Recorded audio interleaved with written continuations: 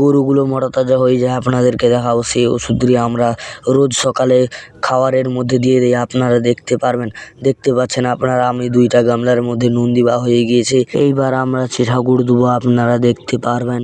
দেখতে পাচ্ছেন আপনারা আমার একটা গামলার মধ্যে চিঠা গুড় দেওয়া হয়ে গিয়েছে। তারপরে আর একটা গামলার মধ্যে আমার চিঠা গুড় দেওয়া হচ্ছে, আপনারা দেখতে পাচ্ছেন। দেখতে পাচ্ছেন আপনারা আমার 2টা গামলার মধ্যে চিঠা গুড় দেওয়া হয়ে গিয়েছে।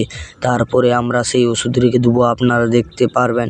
দেখতে পাচ্ছেন সেই ওষুধটি আমি যে ওষুধের কথা বলছিলাম, এই ওষুধের নাম হচ্ছে হরভোজাইন। আপনারা দেখতে পাচ্ছেন আমরা 50 ml করে প্রতিদিন সকালে খাওয়াই, আপনারা দেখতে পাচ্ছেন। দেখতে পাচ্ছেন আপনারা আমি 50 ml একটা গামলার মধ্যে দিয়ে দিচ্ছি।